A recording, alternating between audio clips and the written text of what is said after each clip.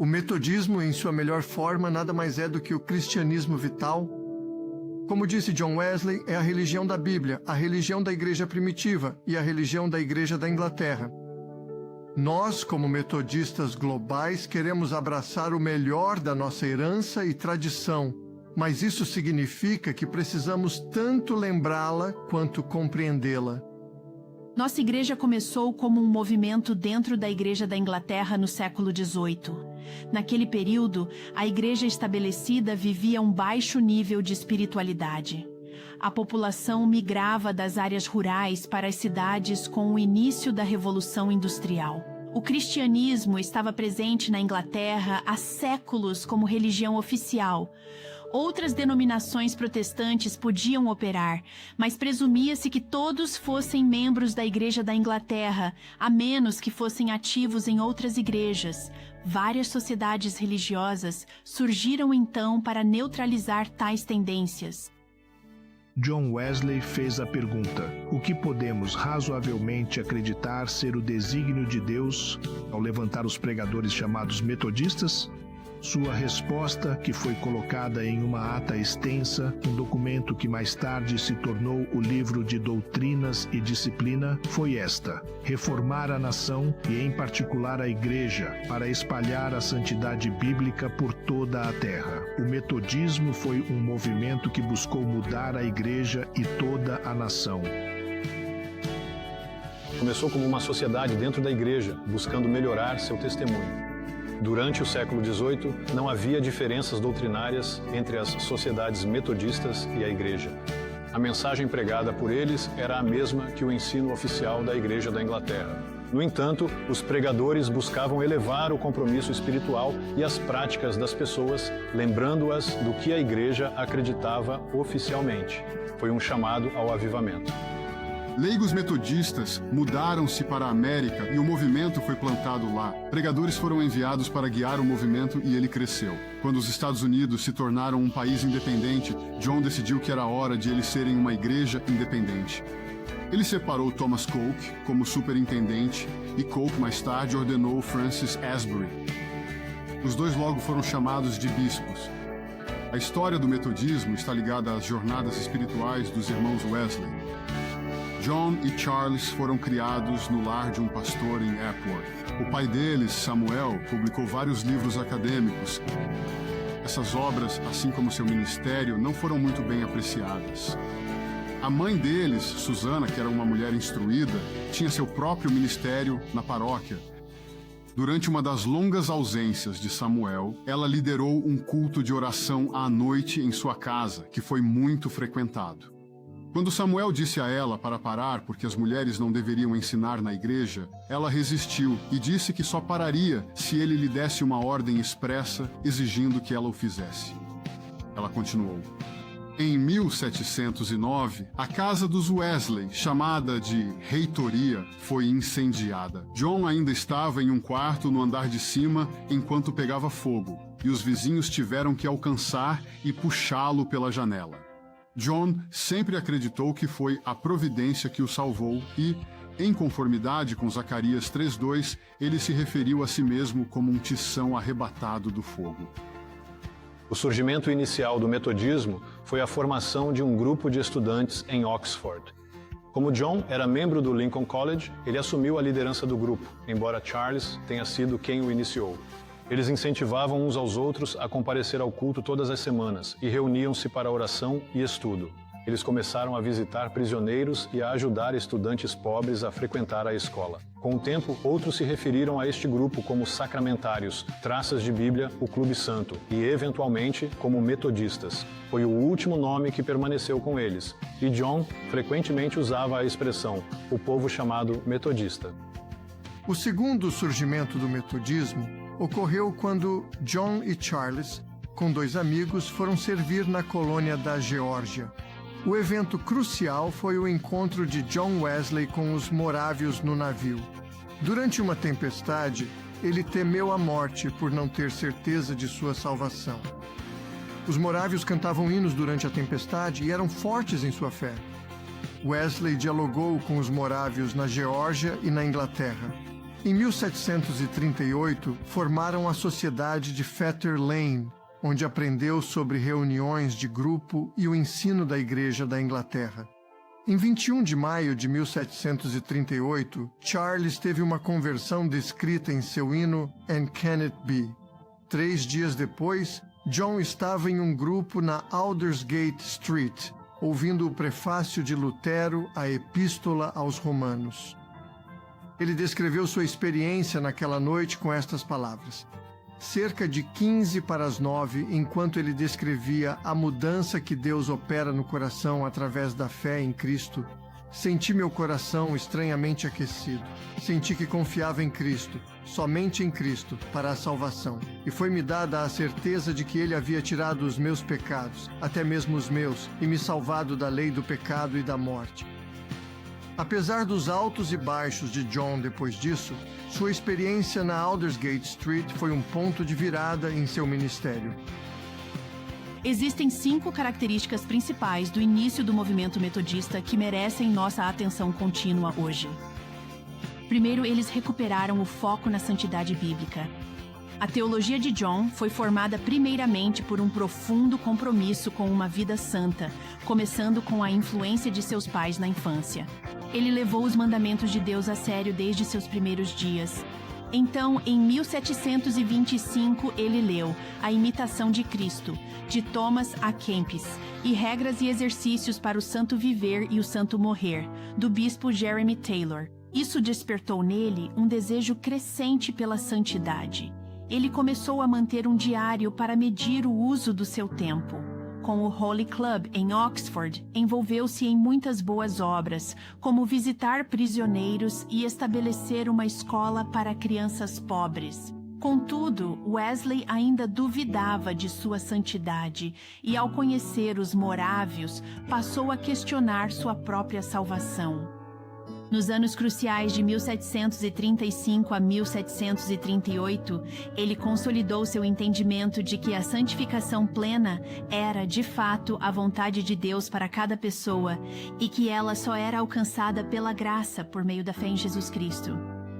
Efésios 2, 8 a 10 virou uma de suas passagens favoritas. Veja o que diz: porque é pela graça que vocês foram salvos, por meio da fé, e isto não vem de vocês, é dom de Deus. Não por obras, para que ninguém se glorie, porque somos criação de Deus, realizada em Cristo Jesus para fazermos boas obras, as quais Deus preparou de antemão para que nós as praticássemos. Santidade significa cumprir os mandamentos de Deus, de amar o Senhor, seu Deus, de todo o seu coração, de toda a sua alma e de todo o seu entendimento, e amar o seu próximo como a si mesmo. Os metodistas têm uma longa história de busca pela santidade. Nossa compreensão das Escrituras diz que tal santidade é um dom de Deus. Quando usamos o termo santidade bíblica, estamos dizendo que é a graça de Deus que nos transforma através da fé. Deus nos prometeu através de Ezequiel, dizendo: dar-vos-ei um coração novo e porei dentro de vós um espírito novo. Tirarei de vós o coração de pedra e vos darei um coração de carne. Deus age através do Espírito Santo para nos dar o fruto que é descrito em Gálatas 5: amor, alegria, paz, paciência, amabilidade, bondade, fidelidade, mansidão e domínio próprio. A vontade de Deus para nós é a nossa santificação, e Deus está ativamente trabalhando na vida de seus seguidores para desenvolver nossa santidade. Uma segunda característica é que os metodistas levaram o evangelho para onde as pessoas estavam. O amigo dos Wesley em Oxford, George Whitefield, também havia experimentado uma conversão e estava pregando a salvação pela fé. Assim como eles, foi-lhe dito que ele não seria bem-vindo de volta em muitos desses lugares. Whitefield começou a pregar ao ar livre e descobriu que grandes multidões vinham ouvi-lo. Ele convidou John para ir a Bristol e pregar lá também. Pregar fora da igreja era um comportamento incomum para o clero da igreja da Inglaterra. Embora não fosse estritamente ilegal, a prática era definitivamente mal vista, pois lembrava às pessoas o caos do século anterior. No entanto, em 2 de abril de 1739, John escreve que consentiu em ser mais flexível e pregou ao ar livre para 3.000 ou 4.000 pessoas. Esta foi a primeira vez que ele se envolveu na pregação ao ar livre, que se tornou uma prática regular do movimento metodista. Mesmo quando os metodistas tinham casas de pregação que controlavam, John os incentivava a pregar ao ar livre para alcançar as pessoas. O metodismo inicial também se destacou por Wesley usar leigos na pregação do Evangelho. Wesley descobriu que um de seus assistentes, o leigo Thomas Maxfield, tinha começado a pregar enquanto ele estava fora da cidade. O movimento estava alcançando muitas pessoas e elas estavam formando muitas novas sociedades. Os irmãos Wesley não podiam estar em todos os lugares. A princípio, Wesley pensou que os leigos não deveriam ter permissão para pregar, mas sua mãe o advertiu sobre Maxfield, dizendo: "Tenha cuidado com o que você faz em relação a esse jovem, pois ele é tão certamente chamado por Deus para pregar quanto você. Examine quais têm sido os frutos de sua pregação e ouça-o você mesmo." A partir desse momento, Wesley começou a permitir que leigos pregassem. Ele os reunia em encontros anuais chamados conferências, focados em 3 perguntas: o que ensinar, como ensinar e o que fazer. Com esses assistentes leigos, o metodismo plantou novas sociedades por toda a Inglaterra, Escócia, Irlanda e País de Gales. Os metodistas têm recrutado leigos para o ministério e realizado conferências anuais desde então. Em quarto lugar, os primeiros metodistas criaram grupos de prestação de contas. Em 1738, Wesley trabalhava com sociedades religiosas em Bristol e percebeu que precisavam de um local dedicado. Ele tomou um empréstimo para construir a New Room e precisava de uma forma de quitar essa dívida. As pessoas decidiram que cada uma daria 1 centavo por semana e que se dividiriam em grupos de 12 para arrecadar o dinheiro. Logo, essas pessoas se reuniam e o líder perguntava a cada uma: "Como vai a sua alma?" Este foi o início das reuniões de classe. Wesley estava comprometido com uma vida santa e via as reuniões de classe como essenciais para manter as pessoas caminhando em direção à santidade. Muito rapidamente, frequentar uma reunião de classe tornou-se um requisito para ser membro da Sociedade Metodista. Ao visitar a Sociedade Metodista em Newcastle, em 1743, Wesley descobriu várias pessoas que não buscavam a santidade.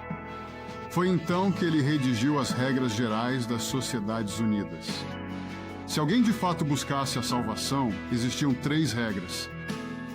Ele diz que há apenas uma condição previamente exigida daqueles que desejam admissão nessas sociedades: o desejo de fugir da ira vindoura, de serem salvos de seus pecados. Mas onde quer que isso esteja realmente fixado na alma, será demonstrado por seus frutos. Portanto, espera-se de todos que continuam nelas, que continuem a evidenciar seus desejos de salvação, primeiro não fazendo mal, evitando o mal de todo tipo, especialmente aquele que é mais geralmente praticado. Em segundo lugar, pratiquem o bem e sejam misericordiosos de todas as formas, aproveitando cada oportunidade para ajudar a todos, sempre dentro de suas possibilidades.